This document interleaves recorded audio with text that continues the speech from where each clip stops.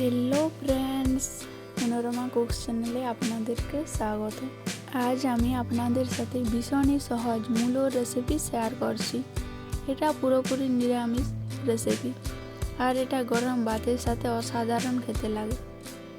মুলো রেসিপি তৈরি করার জন্য আমি প্রথমে মুলোগুলোকে কেটে ধুয়ে পরিষ্কার করে নিয়েছি।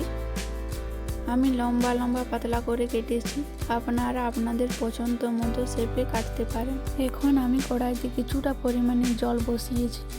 মুলোটাকে প্রথমত একটু হালকা করে বয়েল করে নিচ্ছি। তার জন্য হাফ চা চামচের থেকেও একটু কম লবণ দিয়ে সিদ্ধ করে নেব। সিদ্ধ হতে থাক ততক্ষণে আমি নিয়েছি 1 চামচ কালো সরষে ও 3টি কাঁচা লঙ্কা। এগুলোকে এরপর বেটে নেব।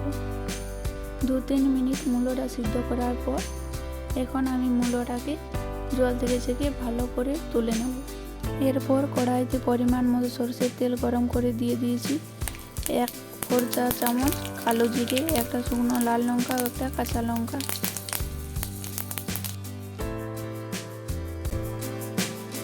এবারে দিয়ে দিলাম সিদ্ধ করে রাখা মুলো। এটাকে তেলের সাথে হালকা করে ভেজে নেব।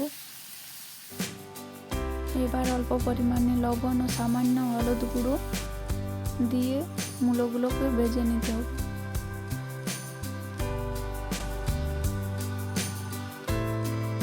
মুলোটা বেশ ভাজা ভাজা হয়ে গেছে। এখন আমি এর মধ্যে সরষে বাটা দিয়ে দিয়েছি। এবার ভালো করে সমস্ত কিছুকে একসাথে নাড়াচাড়া করে নিচ্ছি।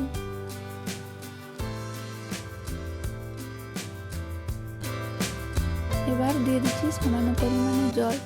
জলটা দিয়ে আঁচটাকে একটু লোতে রেখে আমি এটাকে ঢেকে দিচ্ছি। এখন এটাকে আরও 4-5 মিনিট হতে দেব। 4-5 মিনিট পর জল প্রায় শুকিয়ে এসেছে, মুলো সুন্দর সিদ্ধ হয়ে গেছে। আর এখন আমি নামানোর আগে এর মধ্যে দিয়ে দিচ্ছি হাফ টেবিল চামচ কাঁচা সরষের তেল। এখন এটা সার্ভ করার জন্য একদম রেডি। এরপর এটা নামিয়ে নেব।